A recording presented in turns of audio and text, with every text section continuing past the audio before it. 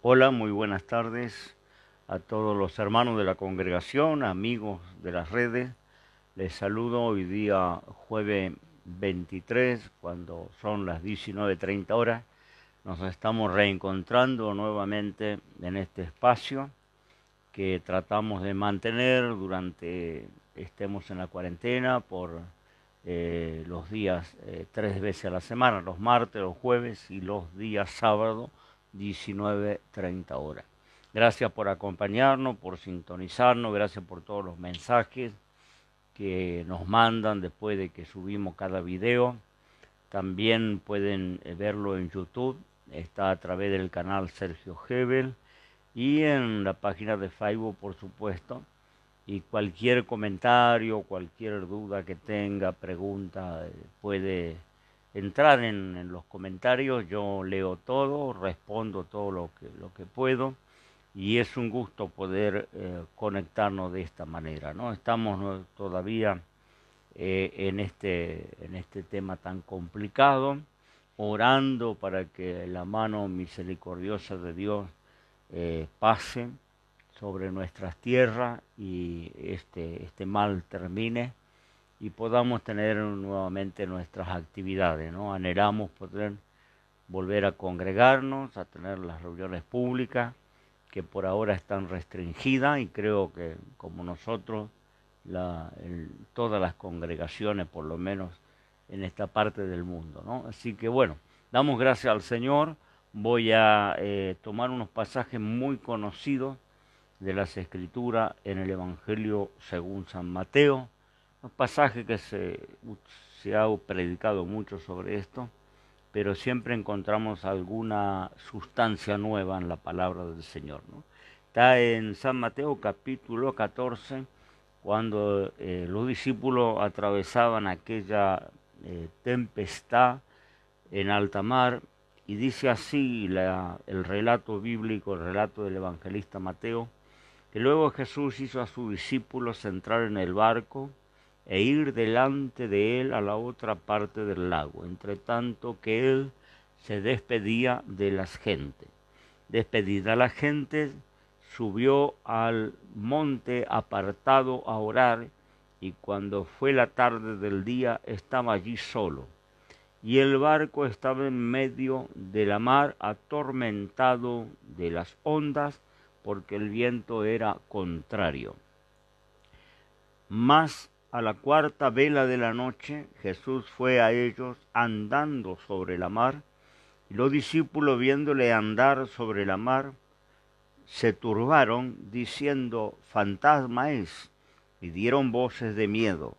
Mas luego Jesús les habló, diciendo: confiad, yo soy, no tengáis miedo.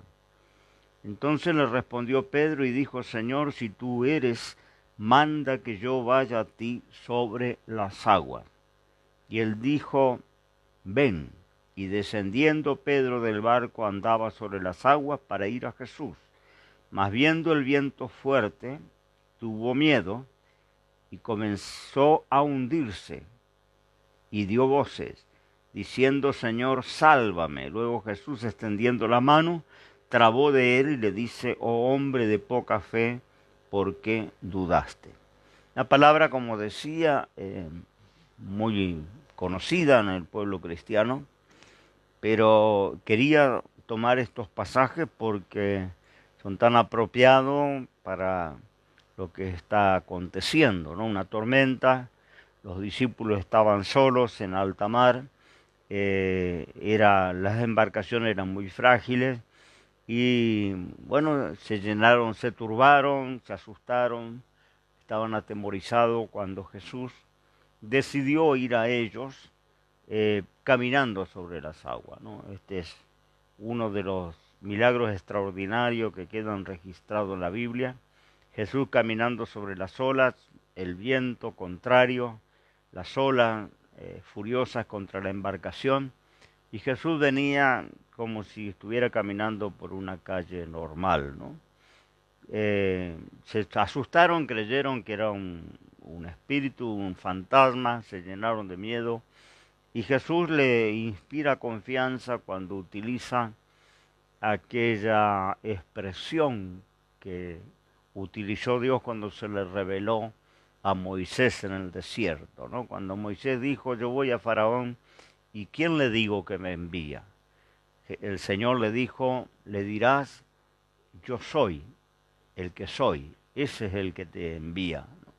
Y a partir de ahí el pueblo hebreo sabía bien a qué se refería la expresión yo soy, ¿no? Y Jesús utiliza esta expresión que es solo atribuida a Dios, al Creador, y ningún profeta, ningún ángel puede atribuirse este título, ¿no? De yo soy el que soy, pero era muy conocida la expresión entre el pueblo hebreo, ¿no? Y cuando Jesús dice yo soy, está diciendo yo soy Dios, yo soy el Todopoderoso, yo soy el que tiene dominio, yo soy el que tiene todo el poder, incluso sobre la naturaleza, ¿no? Entonces Pedro siempre estaba en primera plana, siempre Pedro era el que hacía las preguntas más atrevidas, Pedro era el que se exponía con el resto de los compañeros, siempre era la figura, ¿no?, destacada, un hombre que después Dios iba a trabajar con él, impulsivo, de un carácter muchas veces reaccionario. Pero acá le dice, si tú eres, Señor, manda que yo vaya caminando sobre las aguas. Señor, en medio de la mar, le dice, ven, y Pedro sale del barco y comienza a caminar sobre esas olas, ¿no? Una cosa que habrá marcado a Pedro por toda su vida, una cosa extraordinaria, no solo a Pedro, los compañeros, los discípulos que estaban viendo ese acontecimiento, porque una cosa era que Jesús viniera caminando y otra cosa era la invitación o el desafío que el Señor le hace a su discípulo, ¿no? Ven. Y él milagrosamente también comienza a caminar sobre las aguas, dirigiéndose a la distancia donde estaba el Señor. Pero quiero parar en un detalle, porque este milagro extraordinario, esta maravilla, este prodigio que estaba ocurriendo, se va a interrumpir cuando Pedro empieza a hundirse, al punto que pide socorro, Señor, sálvame, porque se hundían las aguas, y el Señor tuvo que acercarse y trabar de su mano y sostenerlo, y además agregó allí alguna exhortación, ¿por qué dudaste, hombre de poca fe?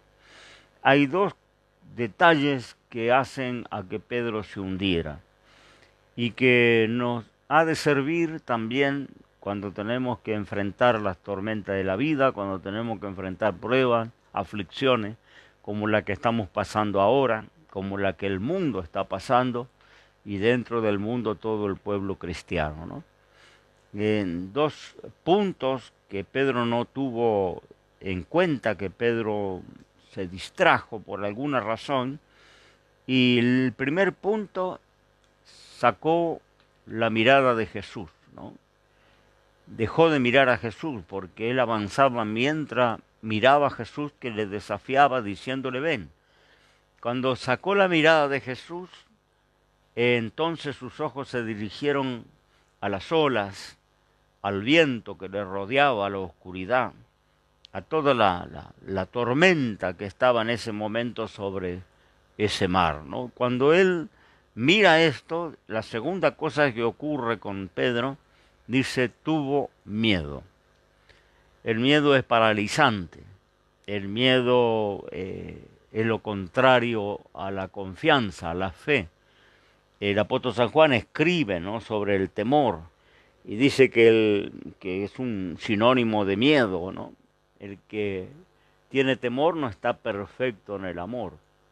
Y sabemos que Dios es amor. Lo que está diciendo intrínsecamente es que el que tiene temor no está en perfecta confianza con Dios, ¿no? Tememos cuando no creemos, cuando dudamos, cuando nos asustamos.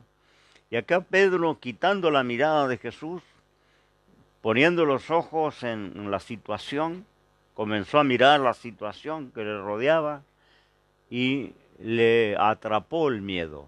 Y el miedo hizo que se hundiera. Y nos pasa exactamente lo mismo cuando estamos en situaciones críticas, ¿no? Y el enemigo de nuestra alma, que se llama diablo y Satanás, sabe lo que produce el temor en el corazón del hombre. Sabe que el temor es lo contrario de la confianza y la fe. Cuando creemos, cuando confiamos, yo siempre que hablaba de esto, la congregación contaba la historia de un papá que había bajado al sótano, no había luz, estaba allí procurando arreglar el sistema eléctrico y se acercó a un niñito que tenía de unos 4 o 5 años en el borde de la escalera, la parte de arriba, la planta baja. Él estaba abajo y el niño no podía verle, solo podía oír al papá que le decía, tené cuidado, no bajes la escalera. Y en algún momento el papá le hace un desafío al niño, le dice, arrójate hacia abajo que yo te voy a sostener en mis brazos, ¿no? El chico no podía verlo y sabía que estaba ahí porque escuchaba sus voces. Y de repente el chiquito, muy valiente, ¿no? Se arroja al vacío, a la oscuridad donde no veía, pero su papá tenía la luz de la puerta del sótano y podía verle claramente, ¿no? Cuando llegó, lo tomó en sus brazos y suavemente lo depositó a su lado, ¿no? Esto es fe, esta es la esencia de la fe. Creer en lo que no se ve, esperar lo que no tenemos, eso habla Hebreos capítulo 11. Y bueno, la fe es un sinónimo de la fe es confianza, ¿no? Tenemos fe en la palabra, tenemos fe en la promesa de Dios, tenemos fe en el Dios que hemos creído. Y eso habla de confianza. Por eso el temor es lo contrario. Cuando yo temo, cuando estoy como, me ocurre como Pedro, me abraza, me llena el corazón el miedo, el temor, el pánico, entonces comenzó a hundirse. Allí ya el milagro se quebró, ese prodigio que Dios estaba haciendo se detuvo, porque Pedro después le dice al Señor, ¿por qué dudaste? Si él no hubiera dudado, hubiera seguido caminando sobre aquellas olas furiosas y no se hubiera siquiera mojado, ¿no? Mucho menos hundido. Entonces, ¿qué quiero decir con esto? Estos días, y está apareciendo en las redes, muchos videos, muchos mensajes, mensajes proféticos. Había uno que salió, que se hizo viral, de una niña de 15 años que fue arrebatada al cielo, según una experiencia que tuvo. Allá se sentó en el regazo de Jesús, le recibieron los ángeles, bueno, toda una historia. Y ella anunciaba que el Señor Jesús le había dicho que el martes 21 el ángel de la muerte iba a visitar al mundo y todo aquel que cruzara la puerta de su casa moriría, ¿no? Esto despertó en muchos cristianos una preocupación. Muchos me escribieron, me preguntaron, me consultaron, ¿qué piensa pastor sobre esto? Yo tengo que salir a trabajar, yo tengo el martes que hacer mi actividad. Bueno, mi consejo fue que esto era inconsistente, el relato era inconsistente, porque había muchas cosas, muchos detalles que no tenían el respaldo de la palabra de Dios, ¿no? Entonces rápidamente pude deducir, evaluar, discernir que esto no era de Dios. Digo, es una chica con mucha imaginación, con mucho misticismo, porque cuando ocurren estas situaciones, ¿no es cierto?, de lo que está pasando ahora, hay diferentes reacciones en los cristianos, ¿no? Algunos se llenan de misticismo y reciben revelaciones y mensajes y parece que tienen una línea particular con el cielo, ¿no? Me contaba alguien, me consultaba, estamos los miércoles también en un programa de radio, Cristo el Rey, que está presidiendo el evangelista Lucas Vera, y estamos todos los miércoles y bueno, allí la audiencia hace preguntas y hacían preguntas que incluso no tuve el tiempo para contestarla, ¿no? De esto, hermano, que su pastor profetizó en la congregación que el coronavirus desaparecería pronto de Argentina, ¿no? Y me decía, este hermano, esto no desapareció, no ocurrió lo que dijo, ¿cómo lo tomo? Bueno, digo de vuelta, no tuve tiempo para responder, pero Deuteronomio, cuando le hicieron la misma pregunta a Jesús, a Moisés en aquel tiempo, ¿cómo conoceremos si el profeta habló de parte de Dios o no? ¿Cómo sabremos si el mensaje es de Dios o no? Y recordemos que en el tiempo de la ley, el profeta, cual su mensaje no se cumplía, era condenado a muerte. La ley de Dios decía, el tal profeta morirá. Gracias a Dios no estamos en la ley, estamos en la gracia, porque si no tendríamos también una cantidad de gente, ¿no?, que perdería la vida, ¿no? Porque se entregan mensajes a veces, pastores muy populares, muy famosos, en mega reuniones. Yo podría dar muchos ejemplos, pero no quiero herir dando nombres propios a alguna persona, ¿no? Pero hemos tenido mensajes que han quedado grabados, que han quedado en los archivos y que no se han cumplido, que ha pasado todo lo contrario. Y los tales profetas siguen, ¿no es cierto?, su actividad como si nada pasara, siguen profetizando y la gente sigue creyendo. Entonces, la profecía que es de Dios se cumple irremediablemente. Esa es la prueba, ese es el sello del que el profeta habló de parte de Dios. Sea una niña, sea un joven, sea un anciano, sea un obrero, sea un pastor, sea un apóstol, quien entregó un mensaje de parte de Dios, la prueba de la veracidad, de la legitimidad, es que ese mensaje debe cumplirse.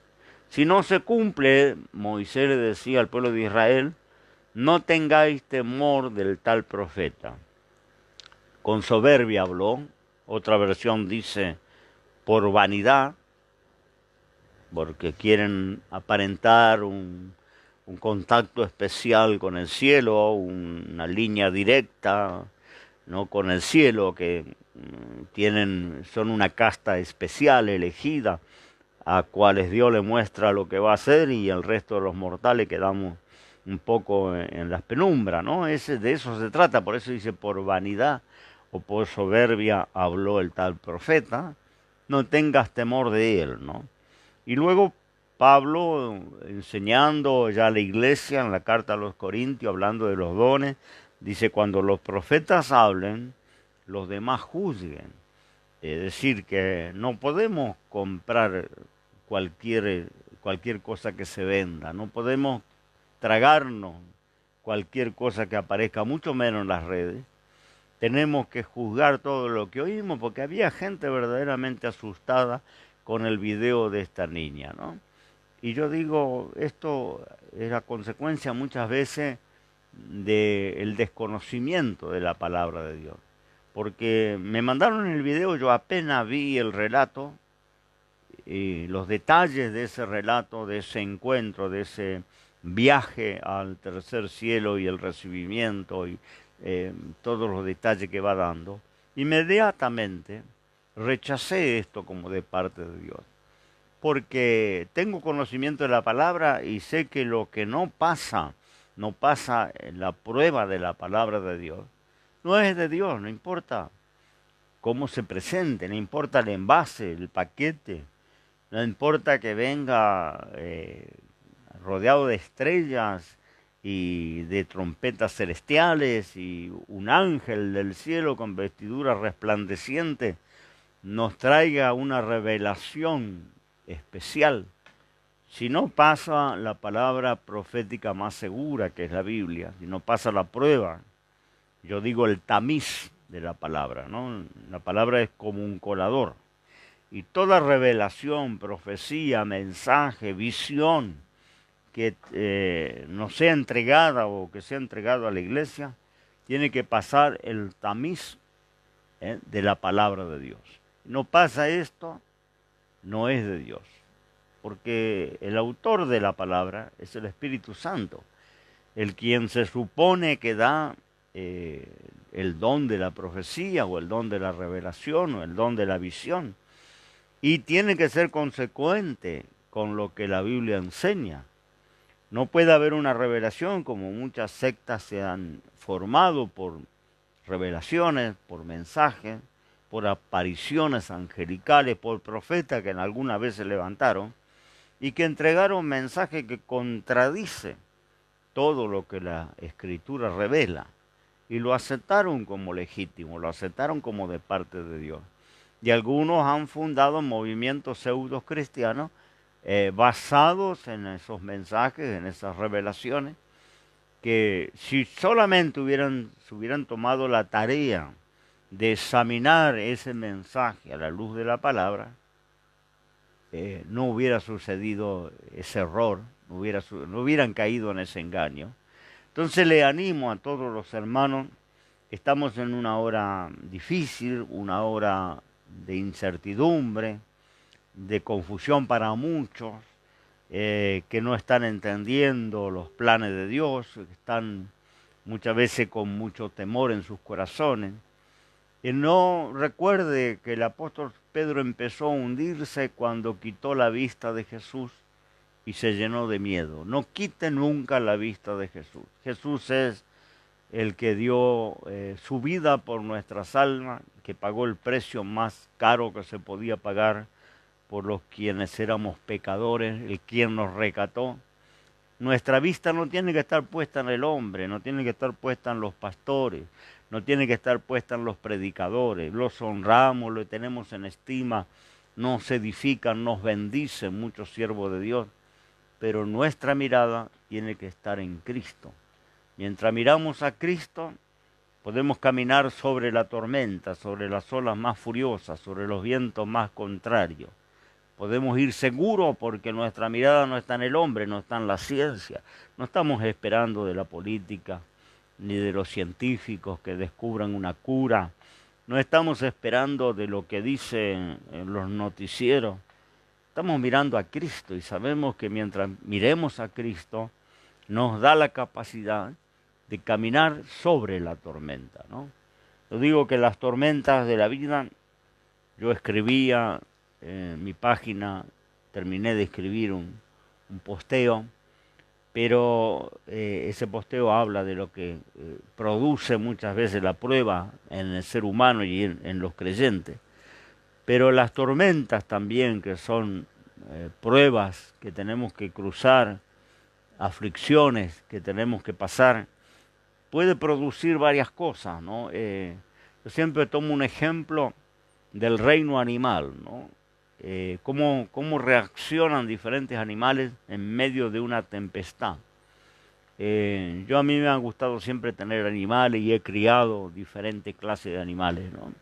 Siempre he tenido una pasión por los animales, he criado casi toda clase de animales. Y el que ha tenido gallinas, pollos, ha tenido un gallinero, ha tenido gansos, ha tenido patos, ha tenido pavos y otras aves de corral, sabe qué sucede en una tormenta, por ejemplo, con los pollos. Cuando viene la tormenta y el pollo se encuentra en el campo, donde no tiene refugio, es el animal más miserable, su reacción es la más miserable del reino animal, de todas las aves. Él generalmente termina muerto porque levanta su cabeza para arriba y abre el pico y el agua le cala a través de las plumas en el cuero, y si no muere de frío muere ahogado. Generalmente después de una tormenta, si no hay un gallinero, un refugio, va a encontrar muchos de sus pollos en el barro, que perdieron la vida, porque tiene una actitud miserable ante la tormenta. No sé si se llena de pánico, no sé si no tiene el instinto de refugiarse, de ponerse a seguro, pero es uno de los animales que podemos ver con una actitud más triste cuando ocurre una tempestad. Por otro lado tenemos los patos, que cuando más agua hay, más disfrutan.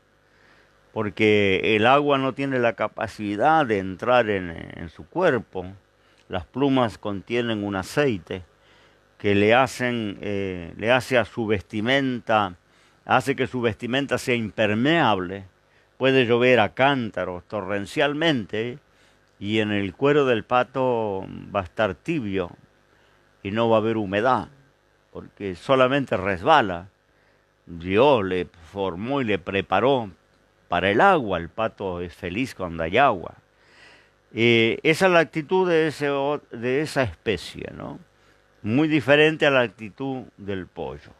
Y luego tenemos algunos pájaros, como el petirrojo, que cuando hay tormenta es cuando se escuchan sus mejores canciones.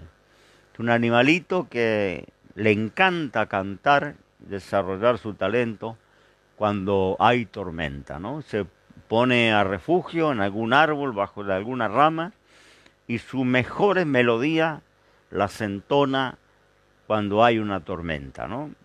Tres animales diferentes y tres actitudes diferentes ante una tormenta, ¿no?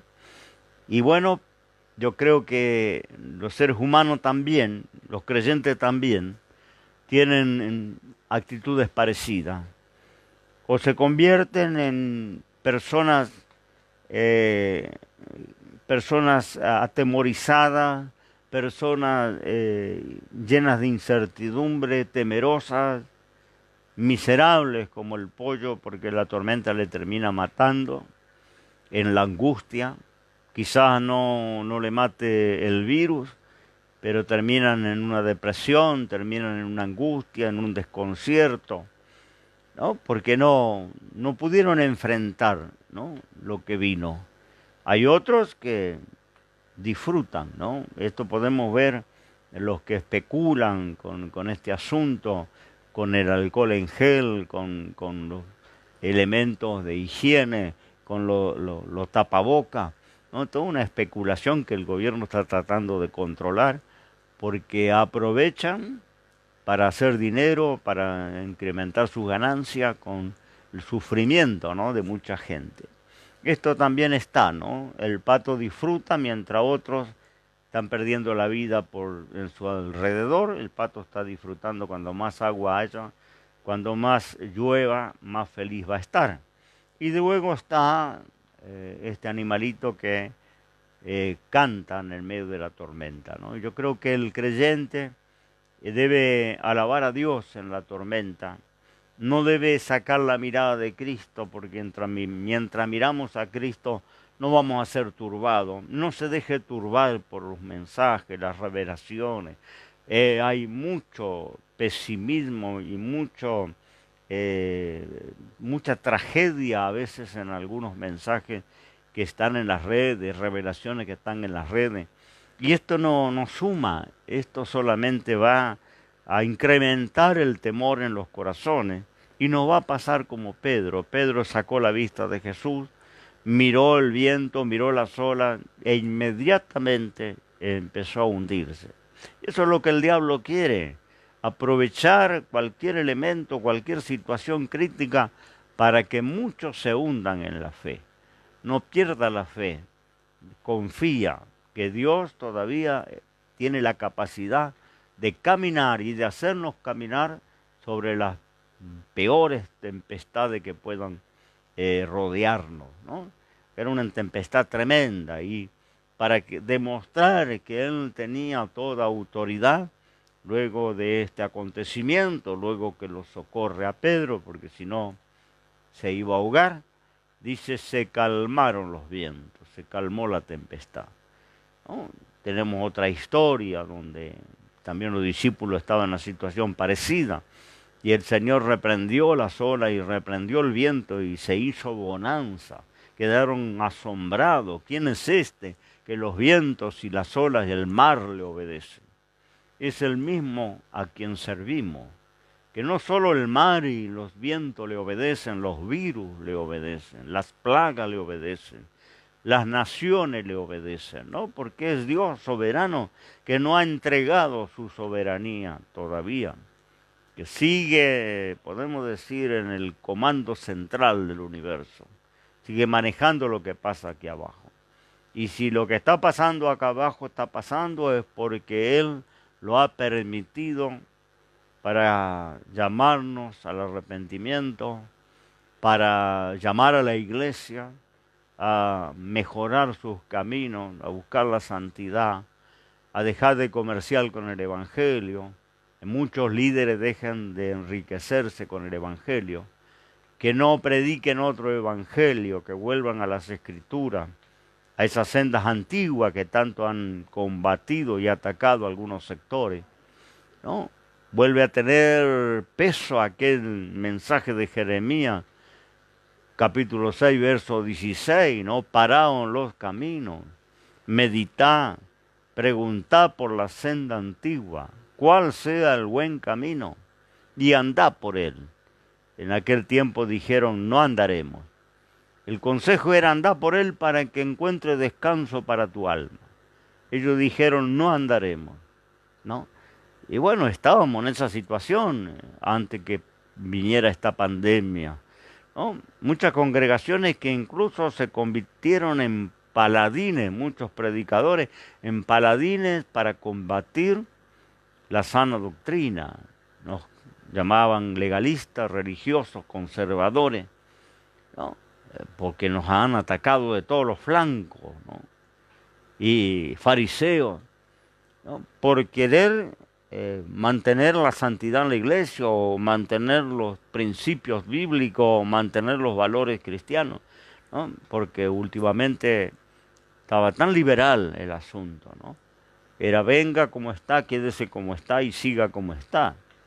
Porque Dios es un Dios de tanto amor y de tanta misericordia, tanta gracia barata, que tenía que venir y no había ninguna demanda, era un evangelio de oferta. Era como cuando esas grandes tiendas fusionaban y ponían las ofertas, ¿no? Que era imposible rechazar, que el público rechazara, porque era la 10ª parte de su valor, era una oferta para sacarse de encima algún stock. Y de la misma manera apareció un evangelio de oferta, pare de sufrir, venga a buscar un milagro, venga a recibir una palabra profética, ¿no? Que es tan antibíblico, pero para llamarlo antibíblico hay que tener un poquito de conocimiento de lo que dice la Escritura, porque yo no puedo ofrecer milagro y no puedo ofrecer un mensaje profético. No puedo ofrecer esto porque no es mío darlo. No es dado a ningún hombre, ningún predicador, ningún apóstol. No les es dado repartir esto. La Biblia dice claramente que el Espíritu Santo reparte como Él quiere y cuando Él quiere. Hemos orado por mucha gente que ha recibido milagros y han sido rescatados de la muerte y muchos están congregando con nosotros, personas desahuciadas. Dios ha hecho milagros extraordinarios, ¿no? Yo mismo soy protagonista de un milagro, mi esposa, tengo hijos que han protagonizado un milagro, que tenían un diagnóstico de muerte definitivo, y Dios en su misericordia ha operado la sanidad y le ha libertado y estamos, gracias a Dios, sostenidos por su misericordia. Pero también hemos orado por mucha gente que se ha muerto, que no se ha sanado. Porque si fuera algo que yo puedo monopolizar o manejar, yo no dejaría que nadie quedara enfermo. Si fuera mío, sanaría a todo el mundo, recorrería los hospitales, ¿no? Y los dejaría vacíos. Esos hospitales que están luchando ahora, la medicina, con este virus. Bueno, si fuera nuestro, si tuviéramos el don de sanidad, recorreríamos esos hospitales y los dejaríamos vacíos. Mandaríamos toda la gente a casa sana. Pero no se puede hacer esto. No podemos, a veces hay algún hermano que dice, me entrega una palabra profética. No puedo entregarte una palabra profética. No, puedo orar y si Dios le place darme una palabra, con gusto te la compartiré y Dios dice tal cosa. Pero anuncian, venga a buscar una palabra profética, venga a buscar un milagro. ¿no? Y esto no es bíblico, esto no tiene respaldo bíblico, esto es antibíblico. No somos curanderos, no podemos repartir nada, sino Dios es el que reparte. Y nosotros, siervos inútiles que hacemos lo que Él nos mandó, oramos con fe por todas las necesidades, pero finalmente es Dios el que opera, ¿no? Esta ha sido la contradicción del evangelio contemporáneo, ¿no? De la iglesia contemporánea. Y Dios ha intervenido no solo en la humanidad incrédula para que muchos se vuelvan a Dios y muchos se arrepientan de sus pecados y muchos gobernantes, estadistas, mediten antes de tomar ciertas decisiones, sino es un trato también con la iglesia, con su iglesia.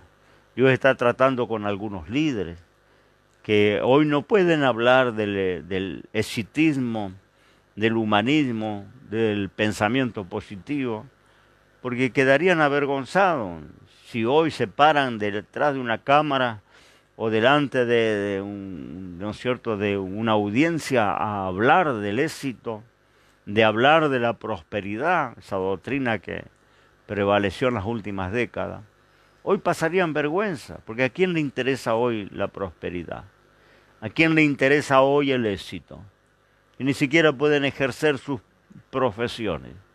Ni siquiera pueden nuestros hijos terminar en las escuelas, ¿no? ¿A quién le interesaría hoy, ¿no?, ese evangelio de oferta? Venga y aproveche la temporada, compre ya, barato, sin ninguna demanda, porque no se les presenta que tienen que arrepentirse, no se les presenta que tienen que dejar el pecado, no se les presenta que hay un infierno, no se les presenta que tienen que cambiar de vida, que el mentiroso tiene que dejar de mentir, el alcohólico tiene que dejar de tomar, el homosexual tiene que dejar la homosexualidad. No se le presenta que el ladrón tiene que dejar de robar, el estafador tiene que dejar de estafar. No se le presenta porque la oferta precisamente es que se lleven todo el stock lo más rápido que puedan y que no haya un costo. Pero hay algo, una filosofía muy antigua que no debemos perder de vista cuando vamos a la gracia. La gracia no es barata. La gracia es cara. Para nosotros es gratis. Pero la gracia costó la vida del Hijo de Dios, el martirio, el sufrimiento, la agonía, al punto que, siendo el Hijo de Dios, se llenó de miedo un poco antes de ir a la cruz. Y dice que fue oído, dice la carta a los Hebreos, por su reverencial miedo, porque tuvo miedo a la muerte, porque él sabía el martirio, las torturas, la muerte de cruz, ¿no es cierto? No fue una gracia barata. Pagó el más alto precio que jamás se podría haber pagado por nuestra redención. Lo dicen las Escrituras, no fuimos rescatados con oro ni plata, no, con la sangre preciosa del Hijo de Dios. Entonces fue barata, gratis para nosotros que creemos. No tuvimos nada que hacer, solo creer. Pero a Dios le costó, yo creo, dar la vuelta a la cara en el cielo para no ver la agonía de su Hijo. Cuando estuvo en la cruz, Jesús llegó a exclamar: Dios mío, ¿por qué me has desamparado? El cielo tuvo que hacer silencio cuando Jesús entregaba su vida en la cruz del Calvario. Fue la obra más preciada, más cara de parte de Dios para nuestra redención, para perdón de nuestros pecados. Entonces, la gratitud al conocer esto nos lleva a procurar, aunque nos cueste toda la vida lograrlo, pero procuramos agradar a Dios, procuramos permanecer en santidad, procuramos obedecer la palabra, nos cuesta horrores, pero sabemos que allá en el cielo no entra ni sombra de pecado. Lo dice también la Escritura, que sin santidad nadie verá al Señor. Lo dice la Escritura. Entonces procuramos santificarnos, procuramos guardarnos en las cosas de Dios por gratitud, no porque queremos ganarnos el cielo. El cielo nos lo ganó Jesús, la puerta de salvación la abrió Jesús. Ningún ser humano podía. Pero nosotros, dice que la fe obra justicia, que si la fe no tiene obras es una fe muerta. La fe sin obra, sin transformación, sin cambio, sin arrepentimiento, es la fe de los demonios. Esto también lo dice la carta de Santiago, ¿no? Los demonios creen y tiemblan. Ellos creen porque conocen a Dios y tiemblan ante la presencia de Dios. Pero ellos no pueden obedecer. Esa es la diferencia con el creyente. Nosotros obedecemos o procuramos obedecer. Entonces esa es la fe que salva, la fe que va acompañada de obra, porque el desafío de aquellos apóstoles que nos enseñaban, decían, muéstrame tu fe sin obra y yo te la mostraré por mi testimonio y por mis obras, ¿no? Y explica que la fe no debe ser una fe muerta. La fe verdadera te transforma, te cambia, te da fuerza para abandonar el pecado, para ser una nueva criatura en Cristo Jesús. Y el evangelio contemporáneo que se predicaba en las últimas décadas era venga y reciba. Traiga sus alforjas, traiga sus bolsos y llévese las bendiciones de Dios. Venga a buscar bendición de Dios. Y bueno, la gente está afligida, desorientada, muchas veces angustiada, y cuando hay una oferta es como en tiempos de crisis económica, cuando hay una oferta hay colas y colas, ¿no es cierto?, buscando de conseguir alguno de esos productos, porque la cosa está difícil, está cara, y allá están rematando a la 10ª parte de su valor. Y este fue el evangelio que avanzó, el evangelio que creció por todo el mundo, de predicadores que se hicieron famosos en los medios y llenaron congregaciones gigantescas, estadios, auditorios. Este fue el evangelio. Venga y reciba, venga y lleve la bendición de Dios, venga a buscar un milagro, venga a parar de sufrir, venga a recibir una palabra profética. Vendrá el profeta fulano, venga a recibir una palabra profética. Y se repartían las palabras proféticas en esas reuniones. Y ninguno tuvo el equilibrio de considerar lo que oía, como esta niña que salió, que se hizo viral su video. Nadie tuvo el equilibrio de considerar: esto es de acuerdo a la palabra, esto es de Dios, para que yo lo reciba como mensaje de Dios. Y luego considerar, ¿se cumplió lo que dijo el profeta fulano? Porque la profecía es lo que está en el futuro, lo que ojo no vio, oído no escuchó y no subió en la mente del hombre. Eso es profecía, futuro.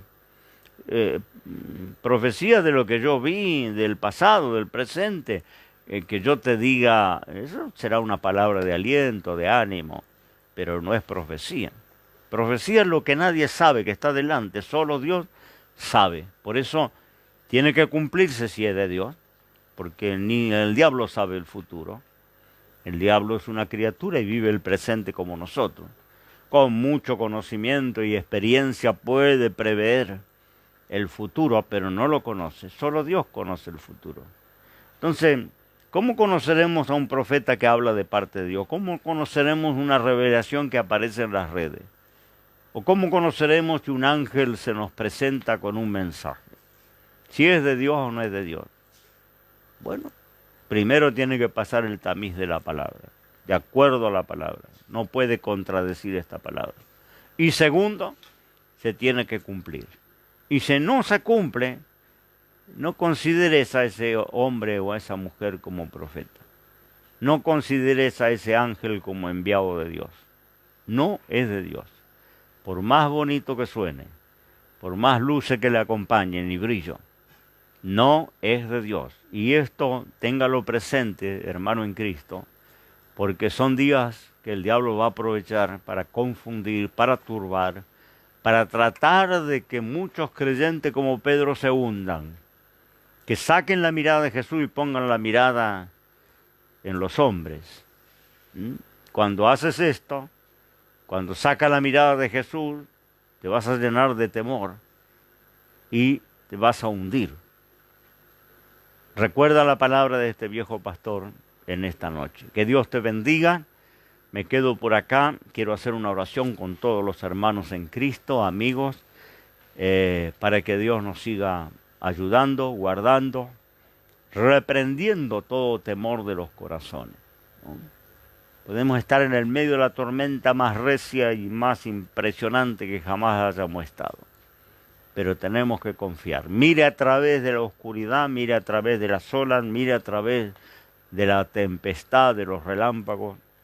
Mire que ahí está el que dijo, yo soy, no temáis. Está el yo soy, aquel que se reveló para Moisés, el Creador, el Altísimo Dios. No pierdas nunca de vista a tu Señor y Maestro. Lo demás pasarán, los hombres pasarán, las naciones pasarán, pero Dios vive para siempre y en Él hemos creído. Confía en tu Dios en esta noche. Quiero hacer una oración y animarte que sigamos esperando en la misericordia de Dios. Padre, en el nombre de Jesús, ahora te bendigo y te alabo por compartir a través de este medio tu palabra, estos momentos que hemos estado juntándonos con los cristianos, con tu pueblo, con la congregación, con los amigos de diferentes lugares que nos escuchan, nos acompañan y nos siguen en estas noches que nos concertamos en reunirnos a través de la tecnología en forma, Señor, virtual, pero también ahora estamos juntos haciendo una oración en tu presencia, cada uno que está en su hogar, en su casa, en su sala, en el lugar que se encuentre. Señor, nos unimos en una oración delante de tu trono para que tu misericordia sea sobre nuestras vidas. Guarda nuestras vidas, Señor, en medio de la tormenta. No vamos a apartar los ojos de aquel que vive y permanece para siempre. Guarda a nuestros seres queridos, guarda a toda la gente que trabaja en la salud. Señor, hacemos una oración. Tenemos familiares que son enfermeros, doctores, que tienen que lidiar con esta plaga y estar expuestos todos los días. Señor, cúbrelo con tu sangre preciosa. Dale una coraza que sea más valiosa y más hermética que un barbijo, que una máscara, que un delantal, un guardapolvo. Cuídale, Señor, tú eres poderoso para hacerlo, y luego que pase, te alabaremos, daremos gloria y reconoceremos, Señor, como lo hizo Pedro, que separado de ti nada podemos hacer. En el nombre de Jesús, amén y amén. Un abrazo virtual. Dios le bendiga. Si así lo permite el Señor, el día sábado, 19:30 horas, nos estamos volviendo a reunir. Es una cita. Recomiende el video a sus amigos. Dios le bendiga.